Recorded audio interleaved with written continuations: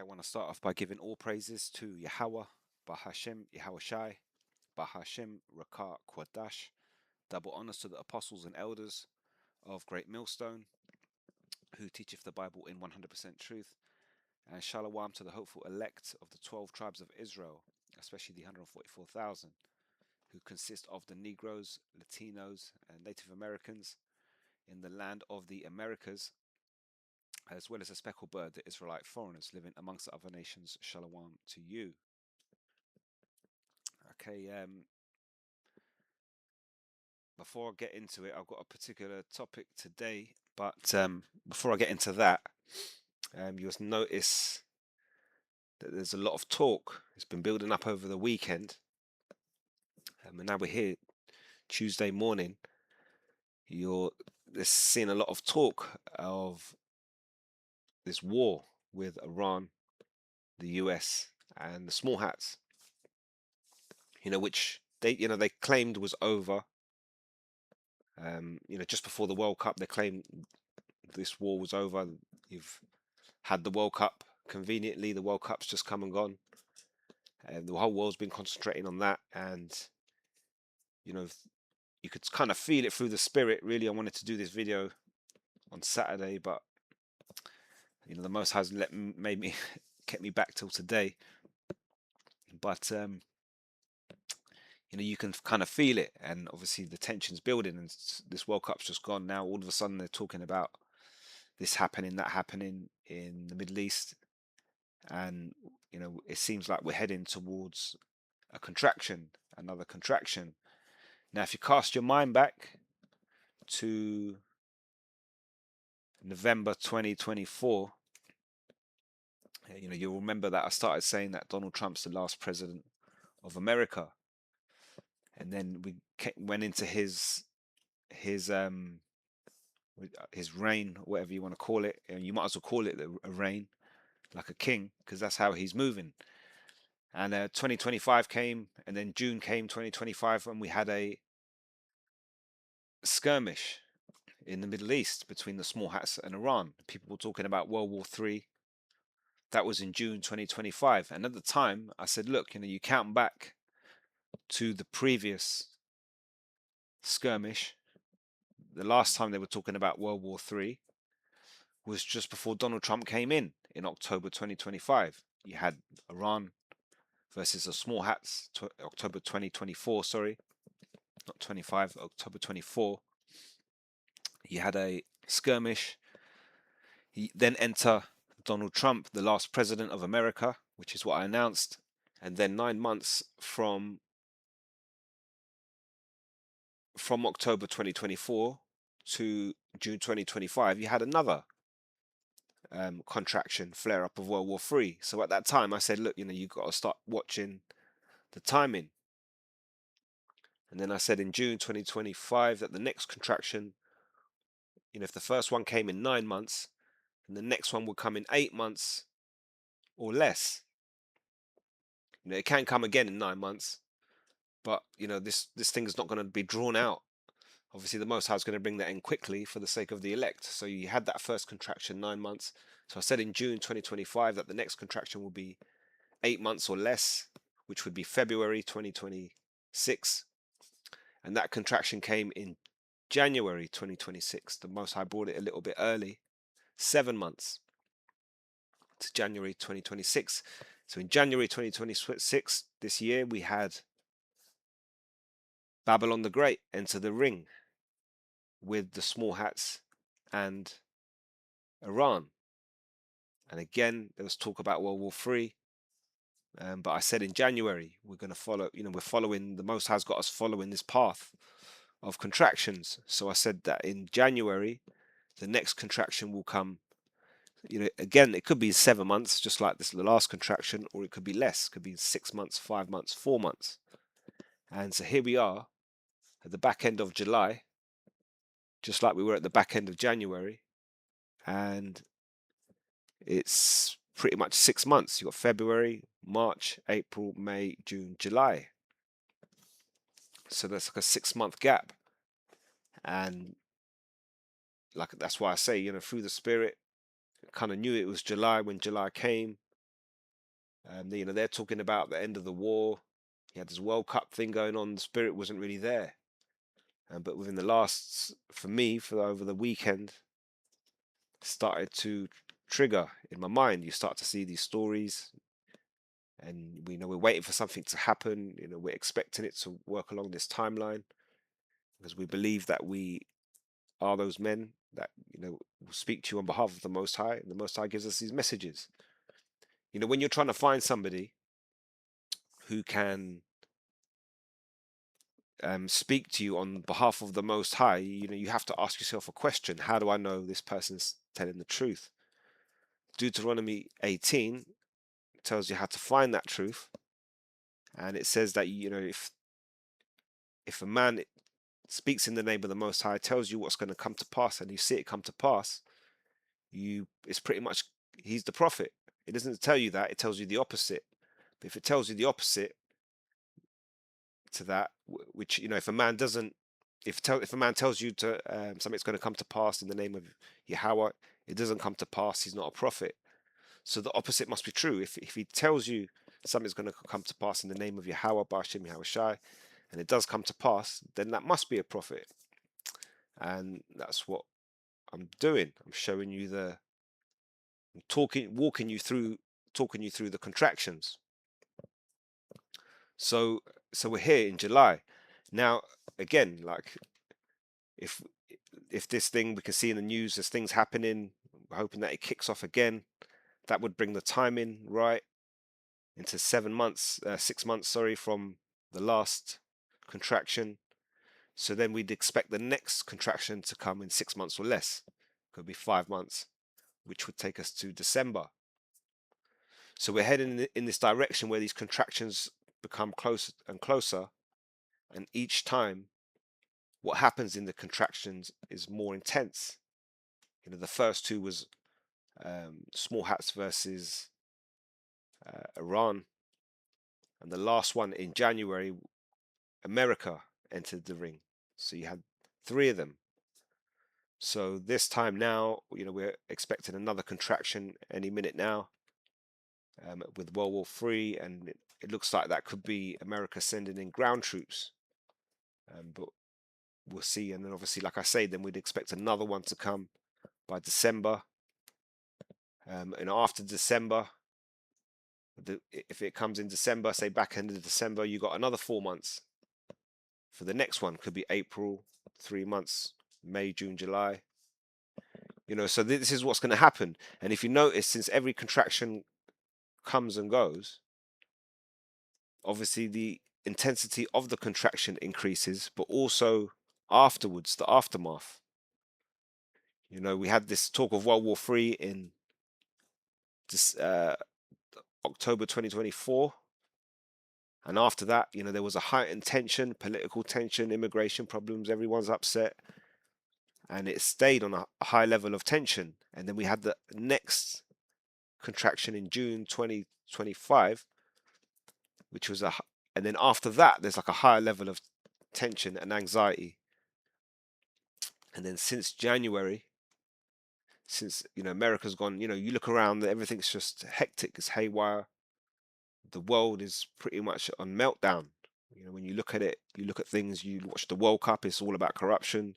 You watch the politics, and nobody's happy. All the politicians are doing exactly the opposite of what they told the people. The people are unhappy. You look at the economy, nobody's happy. Tell me what are people happy with?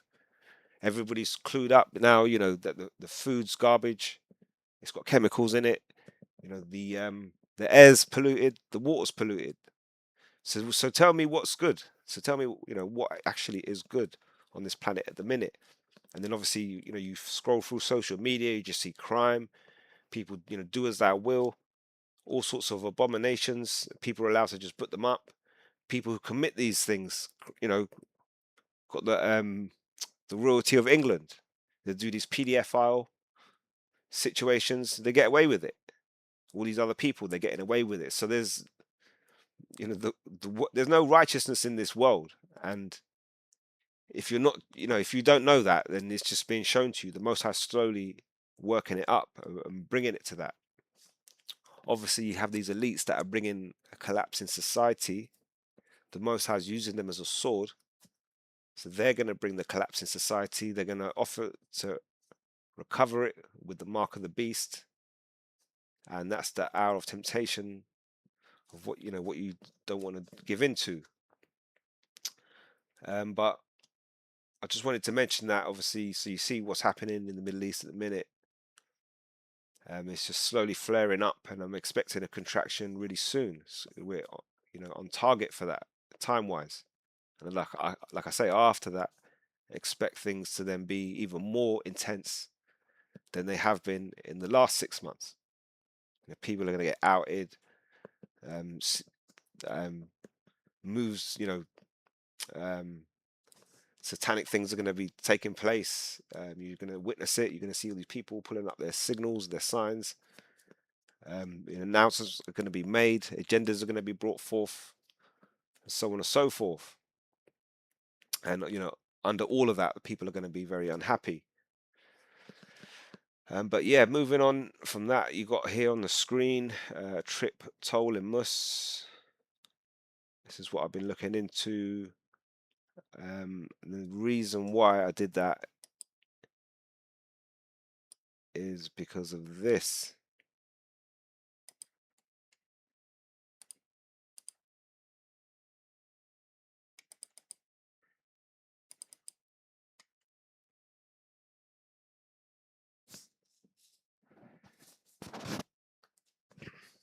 So I've got these two pictures that I wanted to look at just quickly. The first, this one here. So I just wanted to explain real quick. So we had this heat dome situation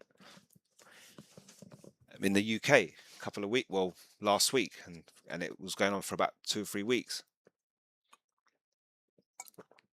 I believe the heat dome, they say it's moved over to America at the minute. I'm not too sure, but you've probably seen many stories in Europe where the heat dome has melted plastic and this, that, things have melted and people have died. And I experienced this little situation here with the window. So what I sometimes do, a little way that you can make money quite easily, and you can do it at your own will. What I sometimes do is buy like a car that's a non-runner. First thing you have to do is make sure that the car is a sought after car. And so what I mean by that is you get people, for example, there's a lot of people out there, there's a big community in the world of people that will buy old school Mercs. So we know that's true.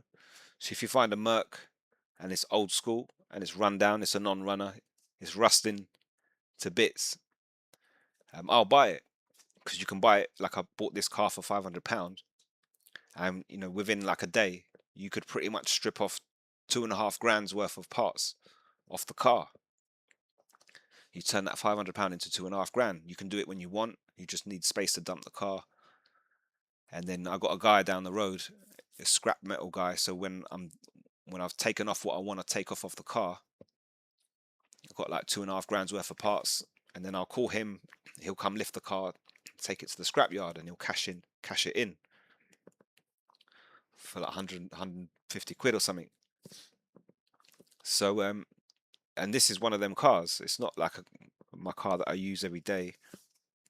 But what you'll notice, obviously, is the window smashed. The other day I came out and noticed the window smashed, and obviously your first thought is you think has someone broken the window, but nobody broke the window. There's no rock, there's no stone, there's nothing in the car that's been thrown at the car to break the window. When you look at the cars on the street, all the people's cars, there's a lot more nicer cars around. If you want to smash the window, why would you smash? When you look at this car, it's all rusty. It looks like it hasn't been driven for years. It's obviously I bought the car and I towed it back to my house. I just dumped it on the driveway. I haven't bothered to get round to it, and it's been sitting there in the sun. It's got the windows, the doors shut, obviously. Normally around here, if it's really hot, me and my wife will open the sunroof, for example. We open it up a little inch, it lets air into the car. Obviously, with this car, I haven't really checked for it. I've bought the car, I've dumped it on the drive, and I said when I got a day free, I'll strip it, and I called the guy to take the shell. Like I say, it's been sitting there for months, and obviously with this 37 degrees thing, it's pretty much broke the window. And then I couldn't really work it out at first. I'm sitting there, and then I had to kind of like use AI, and I kind of said, "Look, this is what's happening." It was the sun's on the car between 3 p.m. and about 9 p.m., 8, 9 p.m. And then at the minute it's going dark about half 8, 9.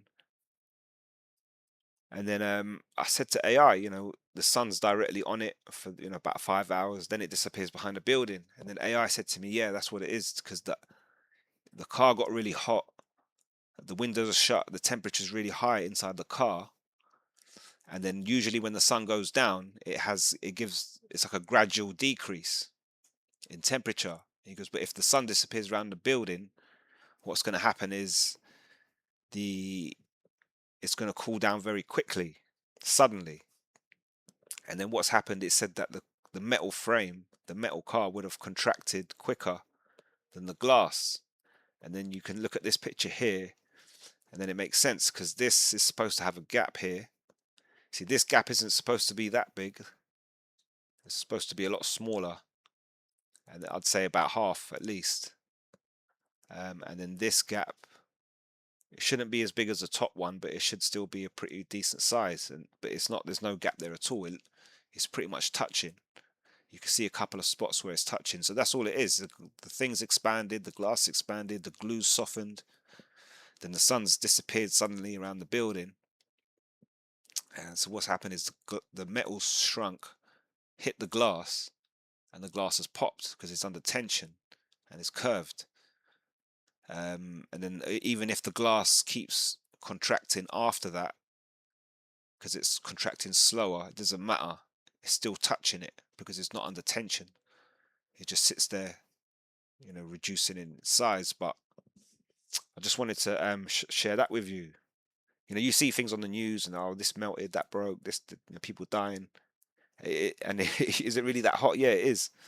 Because even the window, you can see clearly that the window has moved. The glue must have softened. So that's the result of just leaving the car in the sun all day.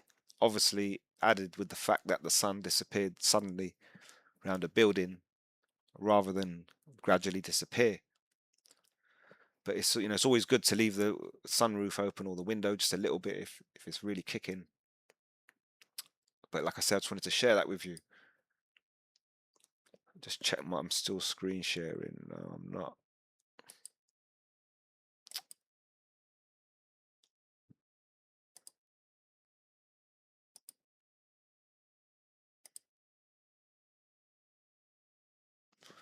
Yeah, I am. Okay. So yeah, onto Triptolemus. What I had here, Triptolemus. But again, another picture. So check this out. This is pretty much the average day of my life, how things work. When the last video I made,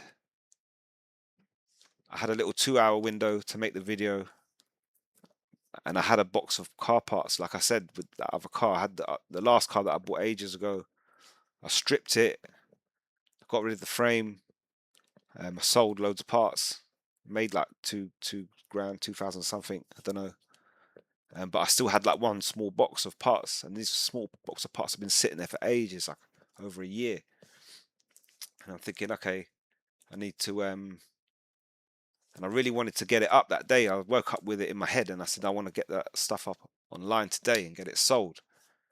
And then I got to a point where I had like a 2-hour window before I had to go and do the school run. I decided to do the video and leave the box. I said, "Oh, another day that I'm not getting to do this box. I'm not getting to put it up online. Fuck it, just put the box to the side, do the video. It's more important." And then I went on the school run. And when I got home, I managed to get these parts online. I just kind of forced it and just squeezed it in. Within an hour, I sold this item at the bottom, 7144. and I put it up for £75. I put it up in a way that the buyer pays a certain amount, and whatever the charges are, whatever the postage is, they deduct it and give me the final total, and then they give me a free shipping label, and I just stick it in a box, take it to the top of the road, and it's gone. So when I saw this 7144, and the fact that I had the choice between making the video or putting the parts up, and I chose the video, then I put the parts up, and then an hour later I got the sale. So imagine that, the parts sat in the box the whole year, and I knew it'd get sold. Within the same hour it got sold, and it come up 7144. Straight away I'm like, this is the Most High sending me a message. He's trying to show me something. And then I looked at the buyer, Triplotimus. So I'm going to look at that. Also, look, there's 2 parts that got sold from that box. 3 days later, I sold another part.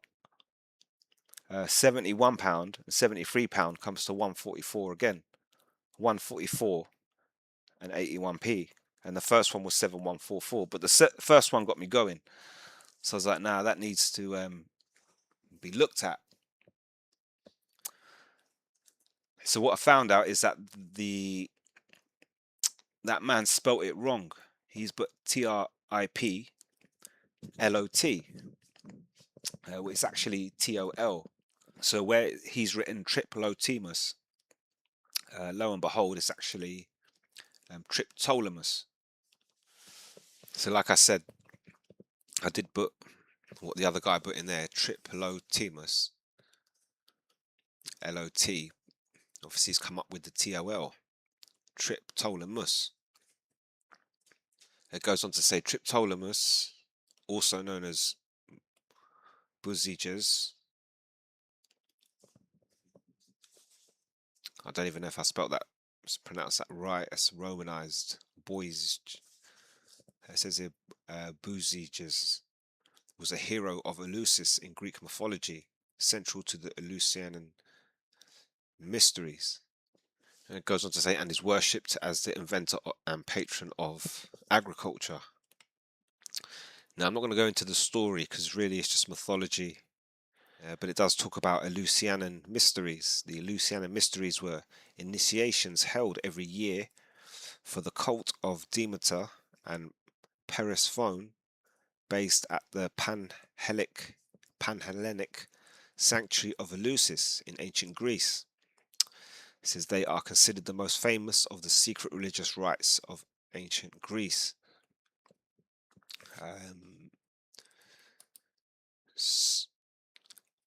And again, Eleusinian mysteries. So you look up, obviously I was at Triptolemus as part of the Eleusinian mysteries. It says were initiations held every year for the cult of Demeter and Persephone, based at the Panhellenic sanctuary of Eleusis in ancient Greece. Again, it just goes on to, etymology. Again, talks about these mysteries. So then I started looking into this Panhellenic. The Panhellenic sanctuary of Eleusis, located 22 kilometers west of Athens, was one of the most sacred religious sites in ancient Greece. It was the exclusive home of the Eleusinian mysteries, a secret, highly revered initiation cult dedicated to the grain goddess Demeter and Persephone.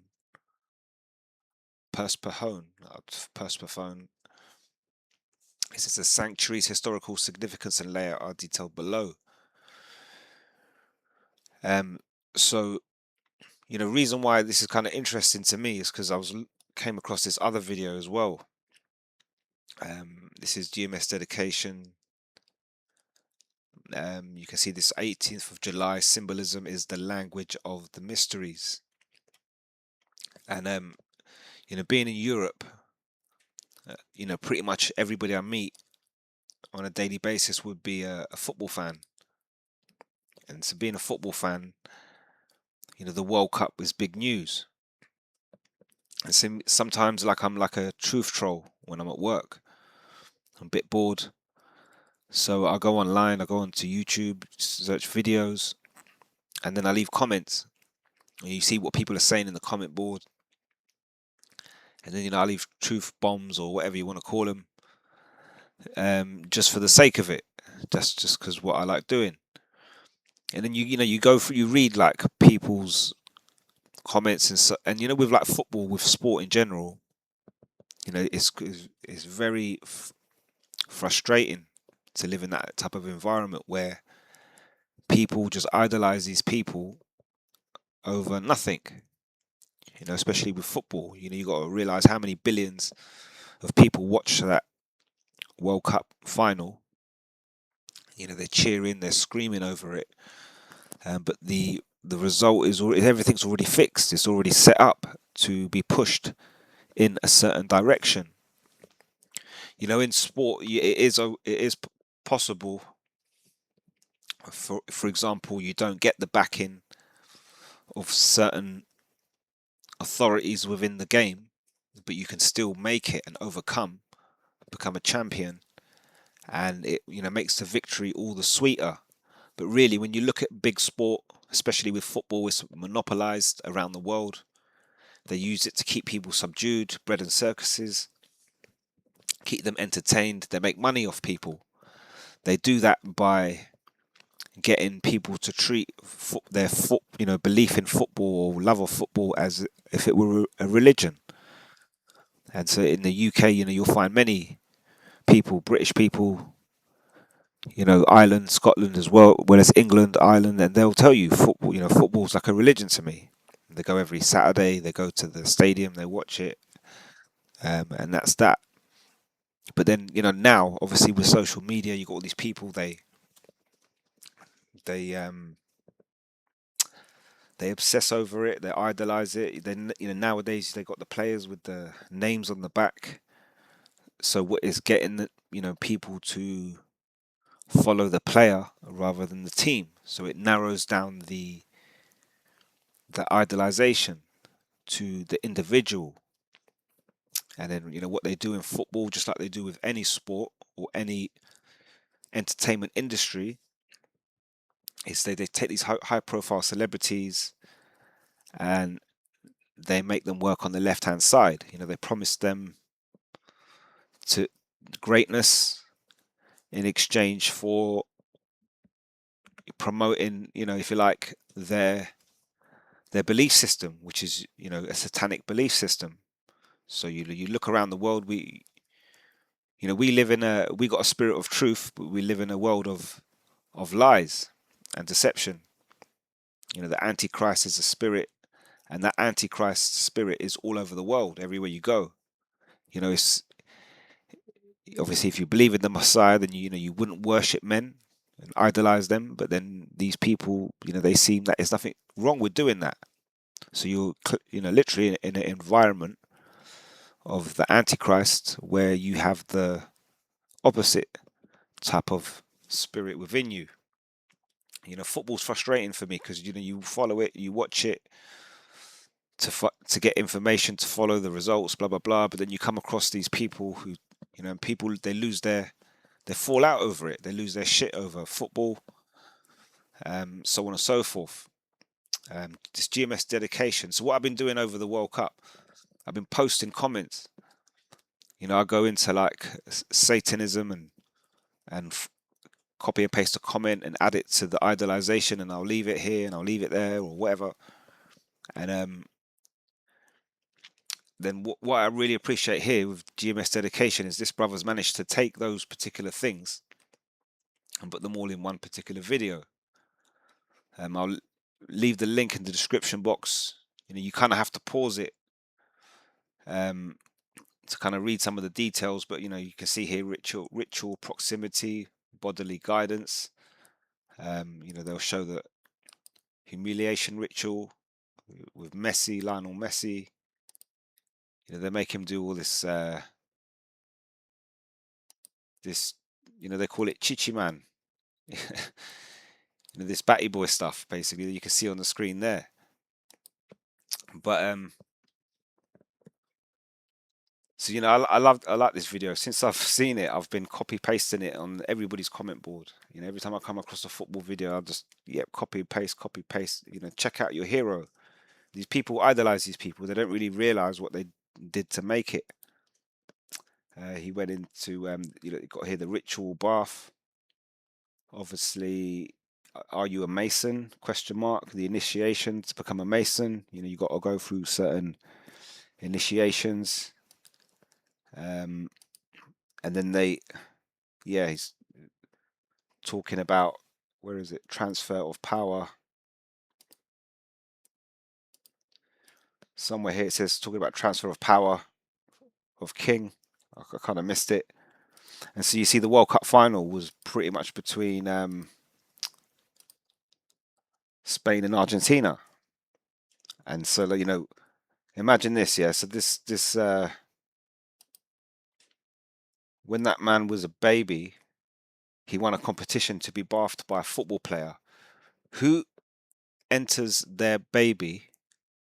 Let me ask you this: who enters their 6-month-old baby into a competition to be bathed by a football player? But somehow that happened.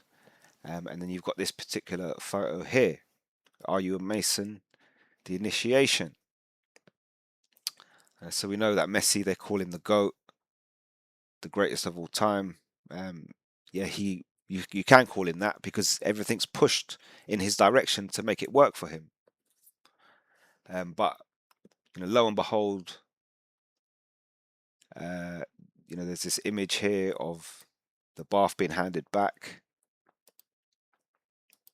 transfer of power, and then you had the final, and so Spain won the final. So it's predicted, it's scripted. 20 years, but you had billions of people all over the earth over the weekend on Sunday screaming at the TV saying, oh, we want Argentina to lose because we don't like the way that they made it to the final. Don't you find it funny? See, this is why Jake's just stupid. I showed this video to someone at work last night, right? And he says, yeah, but I just think Messi's like that. I just think he's just batty like that. And I said, okay, but why is he doing it on TV? And look at the results. And then they go to me, oh, but if they're back in Argentina, how come Argentina didn't win? And I'm like, are you stupid? They wanted that final, so Argentina got away with a lot of things they shouldn't have on the way to the final to get there, and people being in uproar. Oh, it's corrupt. How did this team make it to the final? Everybody became a Spain fan. Flipping 8 o'clock last Sunday for 2 hours. And then people say, well, Argentina didn't win, so it's not that corrupt. But no, it's a storyline. And Argentina won the last one. They gave Messi that GOAT title, and they're now going to give it to this Yamal, this Spanish player. And they've already shown you the ritual transfer of power. So, we'll get all these signs. They go into this numerology, number 19, which is what Messi wore, blah, blah, blah. It's 19 years since that picture on the bath, the date, blah, blah, blah, this, that, and the other. And then obviously, this person here, he starts going into the World Cup final being scripted, blah, blah, blah. It's obviously, they had Spain down as the winner. So it's all scripted. It's all an illusion, what you see. But like I said, Argentina made it to the final in a corrupt way, if you like, by not getting punished for what they should have been punished. That's how they made it there. When they got to the final, they're not scripted to win. So what happens? Their player got sent off for dangerous play. The thing that should have happened in every game up until this point. And they get to that game, they're kicking the hell out of Spain, and the ref sends off their player. Game over, because now you're one man down. So it worked perfectly. The referees worked perfectly in favour to allow them to get there, but then stop them in the final. And Spain obviously did whatever they did. Match fixing isn't just about referees; it's about players as well. I've seen documentaries. There's many players that don't earn these big bucks, these big millions. You look at the World Cup. There's players there from Cape Verde. They don't earn big money. It's easy to. I'm not saying that they've been match fixing. I'm not saying that at all. But it's very easy to approach people who don't earn a lot of money, and offer the money in exchange to change the game. So It goes on to other things. I mean, I'm not going to go through it all, but yeah, I appreciate this one because this it just puts all those things I've been tweeting over the last month, or not tweeting, but leaving these messages and copy and pasting.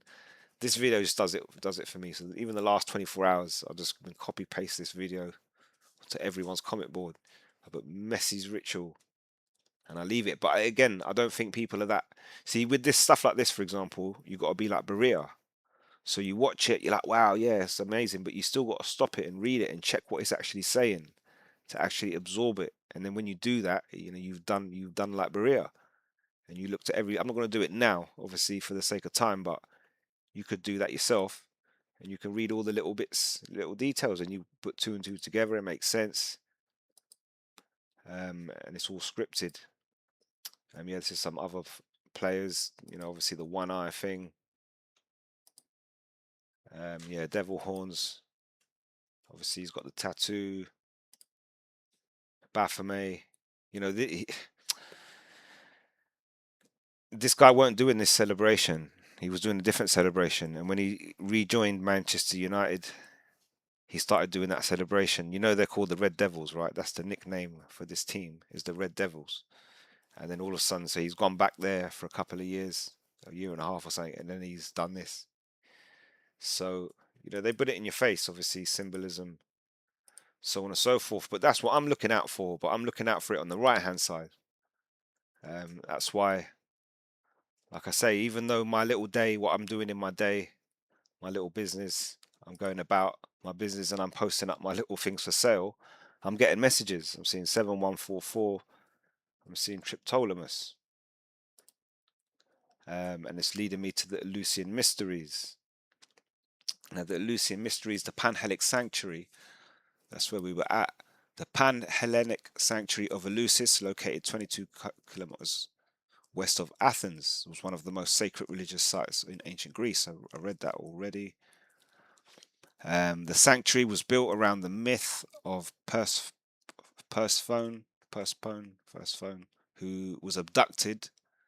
So here's the story now. He was abducted by Hades to the underworld, to hell. Her mother, Demeter, the goddess of agriculture, searched desperately for her, ultimately forcing a compromise.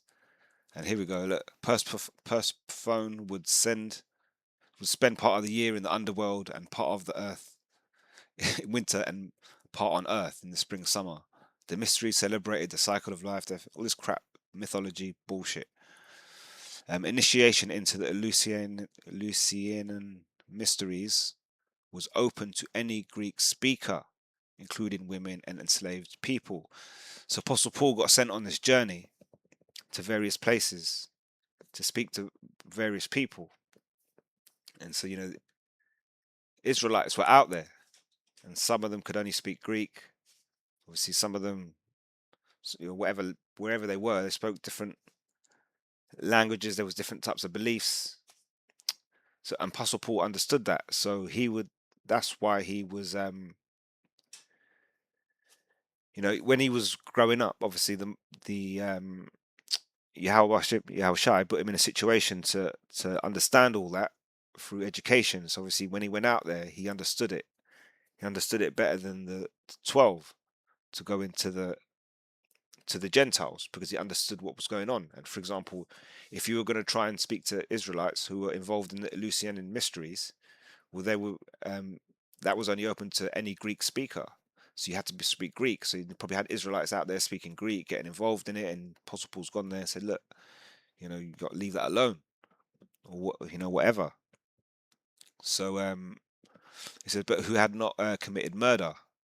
So open to any Greek speaker, including women and enslaved people who had not committed murder. The rites were held twice a year, the lesser mysteries in the spring, the greater mysteries over 9 days in September. Initiates walked along the sacred way from Athens to Eleusis, carrying out rituals, fasting, and drinking a barley-based beverage called kaikon. Kaikon, yeah, because initiates were sworn to absolute secrecy. The exact nature of the final rites performed inside the sanctuary remains unknown. Again, I'm not going to go too deep into it. Probably should at some point, but not right now. And the ultimate question: how do Eleusinian and Triptolemus relate to today's society? And now, it didn't really give me the answer that I want. It kind of explained it in a roundabout way, and I said, okay, because we know on the left-hand side, we have these secret societies, mysteries. Who are the famous ones? Illuminati, the Masons, Freemasons. So how do they relate to the Illuminati and Freemasons? Because nothing's new under the sun. So what's happening now happened in these ancient times, not necessarily a follow-on from that. This. I'm not saying that the Illuminati or the Freemasons is the daughter of the Eleusinian mysteries, but it's a concept that would have happened, that is happening now, and would have happened in ancient times, because nothing new is under the sun. So yeah, how do they relate to Illuminati and Freemasonry? The Eleusinian mysteries and Triptolemus relate to the Illuminati and Freemasonry through the concepts of secret initiations, symbolic agricultural tools, and the preservation of hidden knowledge. And this is exactly what you see, with this kind of stuff here. Here is how these ancient traditions directly influence and mirror these modern fraternal orders. Structure of secrecy and initiation. The chain of custody. Freemasonry and the Illuminati did not directly descend from Eleusis, but they heavily copied its structure. Eleusis pioneered the multi-stage initiation process, lesser versus greater mysteries. It says where a candidate transitions from darkness to light. Says the vow of silence. Ancient Eleusinian initiates face the death penalty for revealing what happened inside the telesteron. Freemasonry similarly uses solemn symbolic oaths of secrecy regarding their rituals and grips. Symbolic tools and Triptolemus.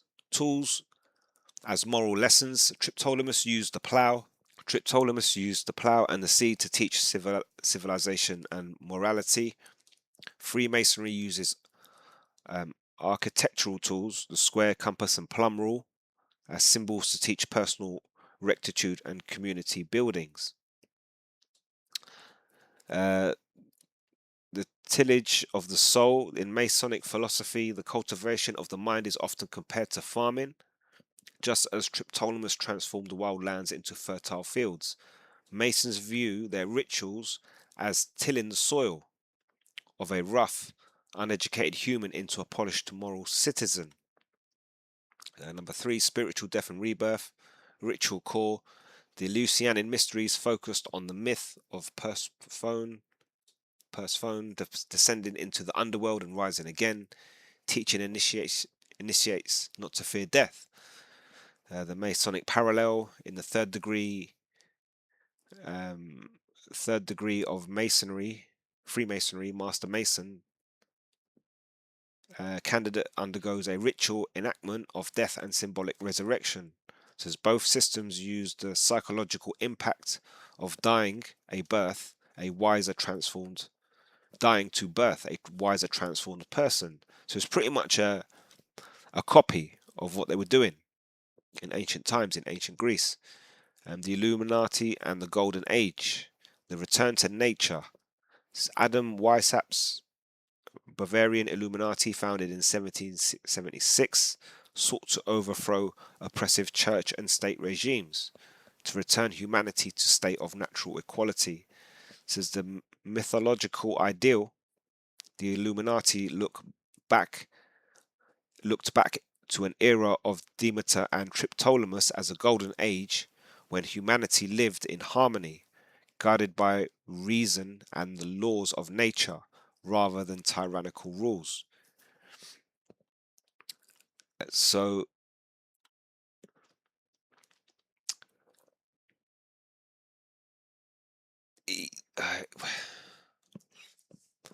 this is what it is. Um, nowadays you've got the Illuminati, these Freemasonries. They control the world. They send you these everything's scripted. They put these messages out there. You got to understand symbolism, which is the language of the mysteries. But on the right hand side, we receive symbolism from the Most High, and we turn it into lessons, and then we find out that what you're doing now is nothing new under the sun. They were doing this in ancient Greece, and you've actually copied their structure. I looked up this as well, the goat representation in Satanism. I've done this before, and it didn't really give me what I want. So I adjusted the question. I said, what about materialism? That's what I was really after, materialism within Satanism, because you look at the world, we fight between the flesh and the spirit. If you think to the beginning of the video when I said, look, I had the choice to put these things up for sale or make this video, I choose to make the video. That's just pleasing the spirit rather than the flesh. But then the Most High satisfied the situation anyway for me. That's the beauty of it. So we've got to fight this battle.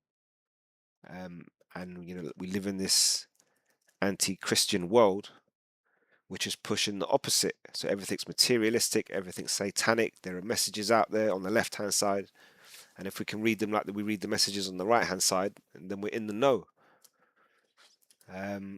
So the goat representation in Satanism. What about materialism? In Satanism, materialism is a core philosophical. In Satanism, materialism is a core philosophical pillar. It is not just about a love for physical possessions. It is a profound rejection of the spiritual, supernatural, and divine in favor of the tangible world. So that's you're fighting with the spirit and the flesh. Everything in the world is pushing you to a materialistic view. Everything you see in the world tries to bend your brain, your mind, into seeing things in a materialistic view. It's doing that to you every day. It's trying to force your view into a materialistic view. And then you've got this other thing going on, which is the spirit. And you're going, no, but that's not right. And I need to think like this. And then so that's your fight between the flesh and the spirit. And Yahushua is telling you that because you're living in that society, and that's exactly how you're fighting it. So all these things you see around you, I'm watching. I like football. I'm watching it. I'm trying to be involved in it, but then Satan's involved, and then he brought materialism to it as a core philosophical pillar, which is not just a love for the physical possessions. It's a profound rejection of the spiritual, supernatural, and divine in favor of the tangible world, because you want to see it. As long as I can see it, I feel it, and it's good, and I'm good. I don't care about the other stuff. So there's you go down that route, and you've lost your battle between the spirit and the flesh. It says philosophical materialism, modern Satanism, specifically Levian Satanism, is strictly atheistic and materialist. No afterlife, basically. Atheistic. It says there is no heaven, hell, or reincarnation. The only life, this current life, is the only existence you will ever have. So do as thou wilt. No gods. So the universe is entirely mechanical, physical, and devoid of cosmic purpose. So you've got your Big Bang, and everything's there. And oh shit, we've put too many carbon. We put too much carbon in the air, and now that this mechanical Earth is breaking down, and we need to fix it. Nah, the Earth don't work like that. The Earth works on a spirit. There's a spirit that's powering it, and you, Esau, Edom, Mr. Idumea, are not powerful enough to destroy it as you think you can. But they want you to believe that, because they want you to believe that everything's mechanical, physical, and devoid of cosmic purpose. Is there life out there? We don't know. It's just us, because we're just mechanically here, and we're just by chance. the current life is only existence you will ever have, so that's what they do. And so look at the way that people live their lives, and they live like that. The self as God, so it's because there is no external deity. The materialist viewpoint shifts absolute value to the individual. And the carnal ego, this is we're describing people of the world today. The carnal ego. You are encouraged to satisfy your own physical, emotional, and intellectual desires. So it's not my business. I don't care. Get out of my way. Highest priority, your own life. Don't get in my way. I want to do this. I don't want you to stop me. It says your own life, well-being, and happiness are your ultimate responsibilities. We see this is all you see. You see people like this constantly. And really and truly, unless they're in the truth, 100% spirit working on them, then they're all like this. Highest priority, your own life, well-being, happiness, and your ultimate responsibility. Carnal indulgence, unlike religions that preach self-denial or as asceticism, if that's right. Satanism views human biology and desires as natural and good. Obviously, what did I say a minute ago? You got a fighting between the flesh and the spirit, and you got to choose to go with what that spirit's showing you rather than what the flesh is. You're not gonna win 100% of the time, and that's why you need a savior. Indulgence, no compulsion. Satanic materialism champions enjoying the pleasures of the flesh, food, sex, entertainment, and wealth. Says the crucial rule: indulgence must never turn into an addiction or compulsion that harms your freedom or control. The goat connection says this is exactly why the goat is perfect symbol for this philosophy. Earthbound beast. A goat keeps its hooves firmly on the dirt, representing the material world. It says vitality. It symbolizes raw, unapologetic animal nature, free from the guilt of sin. And this is the world you live in. So you got all these people that are obsessed with like football, they follow it. You got all these messages that get pushed to them to tell them what it's about. They can't see it. They just do the bad part. It teaches them to feed off their flesh, and they do that. And they have all these traits. People don't believe in the afterlife, the only life, no gods, carnal ego, highest priority is yourself. Indulgence. And then you see this goat thing everywhere. And that's what really annoys me. Everybody's a goat. They always go, he's the goat, he's the goat. And that's what gets on my tits. And that's when I start leaving comments telling them the goat represents materialism. And that's why, like I say, that video for me is a good one because it puts all of that in one hit. Obviously, it doesn't mention anything about materialism, but you can see the goat. You can see how they obviously apply it to the baller, to the football player. And you can see how then they got him doing rituals, and you got the next guy doing the ritual, and then now you see him in the final and he's won it. It's all scripted. It's all scripted. I mean, don't get me wrong. It is possible to overcome the script in sport, and that happens. And you get the guy that shouldn't have, overcome everything, including the match fixing, and that does happen. Um, I've explained before, like my team is Liverpool. I mean, Liverpool's a lot of Israelites in Liverpool. I don't know why that's my team. Well, I do know why it's my team because when my family were first in the country, they were up there. So obviously, even though I grew up in London, but they were kind of pushing me to support that. So Liverpool aren't really a team like that will get backed by the governing bodies. They'll go and win a competition. They'll have to overcome all the odds. So we had one final, which was in 2005. That was in Istanbul, and we came across Milan. So you got a team from Italy playing my team. That other team from Italy was I used to like them as well, my Italian team, if you like. And then they played in Turkey, which is where I was from 2,000 years ago, and they call it the Miracle Final because what happened in that game was a miracle. We shouldn't have beat them, but we we took the trophy.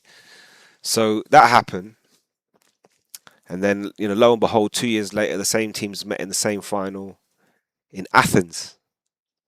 So, first one was in Turkey, now they're in Athens. So to me, that means something. So I'm like, okay, I didn't realize it at the time, but now I do. And then we lost the second one to Milan in Athens. And when it was a week before the game, see, we know in Europe that it's fixed. So a week before the game, we go and find out who's the ref. Who did they choose to be the ref? Found out the referee they had picked for that final, the second one, was he had refereed AC Milan 17 times, and they had won 17 games, and he'd never refereed Liverpool.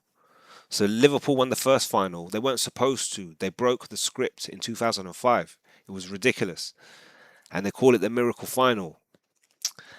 And then 2 years later, the same teams met, and they said, "Nah, we can't." The powers that be said, "We cannot let this happen again. We have a script to follow." So they drew out the referee that knew AC Milan, and he met them 17 times, and they won 17 of those games. And lo and behold, the final was game number 18. So it's fixed. It's fixed. Through you're halfway through the game, you just see you're not getting any fouls. This is happening. That's happening. And every time you have tried to build up momentum, they blow the whistle. Now stop. So you're dead. You can't build up momentum. Your game's finished. But that's the world we live in. And so like I said it in the previous video, we're in a time now where all these things are getting exposed to the world. Everything's on display, the corruptness. But people are still stupid. They go, "Oh, it's corrupt. Kick them out of football. Do this, do that." And even while you try and show them this, look at the symbolism. It's scripted. Oh, they don't really get it. It doesn't really trigger in their brain. And that's how the Most High's got a spirit on these people. He ain't gonna let these people wake up until he wants them to wake up, and they're going to wake up when Jacob's trouble slaps them in the face. And that's pretty much the long and the short of it. Um, so in Spain, Messi used to play in Spain, and so if you're the top scorer in Spain, they call it the Pichichi. But when you go Jamaica and they're talking about the Batty Man, what do they call him? They call him the Chichi. So Messi went from Pichichi to Chichi in one foul swoop. I'm going to leave you with this one. This is Luke 4:5. Says the devil taking him, the him being Yahweh Shai, on a mountain, him up on a high mountain, showed him, Yahweh Shai, all the kingdoms of the world in a moment of time. And the devil said unto him, Yahweh Shai, said to him, "All this authority I will give you, and their glory." It says, "For this has been delivered to me." It says, "I will give it to whomever I wish." So therefore, if you will worship before me, all will be yours. Now that question was posed to Yahweh Shai directly, as you can see from the devil himself. We get posed that question every day, not by someone asking you directly, by what you witness. So you can have, what does it say? It says, "All this authority I will give you, and their glory." So people like this have authority and glory. People, you break down the Bible, nobody wants to hear you. You kick a football, and everybody will do what you say. They'll bow down when you tell them to bow down. So they have the authority, they have the glory. They put them, the elites. They put them in that position as showmen, while they pull the strings in the background. Because really, when you're running things, you don't want to be on display.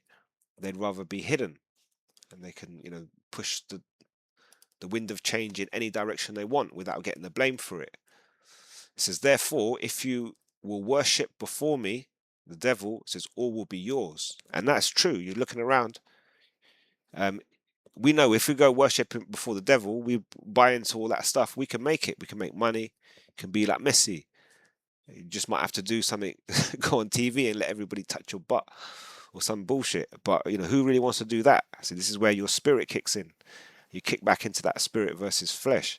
It says, Yahweh Shai answered and said to him, "Get behind me, Satan, for it is written, you shall worship Yahweh, your power, and him only you shall serve." So that's going to apply eventually to the whole planet. And things like this, people are going to it's just going to be a thing of the past. But it is kind of irksome. Like, you just live in this world, and these people got no brains. They worship people with no brains, and then these people with no brains that are getting worshipped are getting loads of money. Then they push out these satanic symbols. Nobody, these other dumb people don't seem to recognize it, and everybody's just dumb, and it does piss you off. And that's why I can't wait for the Most High to come, throw some ICBMs on Babylon the Great, and make the earth shake, and just mess everything up, start all over again, and send your Hawashai down, fix everything, put everybody in subjection. That's left-hand power that we witness. Obviously, we have power on the right hand. We see the symbols, and we're able to tell you what's going to come to pass before it comes to pass. That's because we've been anointed with eye salve. So we, we have that spiritual power to do that. They got all this money and technology to set this up, but we're able to sit here at home and look at it and tell you why it's corrupted without any technology. We just got the internet, go on there, find it, and we show you. So I'm going to leave it right there. I mean, like I say, that was left hand spiritual power. I did want to go into the right hand spiritual power, but I'll leave that for another video. With that, I'm going to leave it right there. Until next time, all praises to Yahweh, Bahashim Yahushai, Bahashim Rakak Wadash. And until next time, Shalom.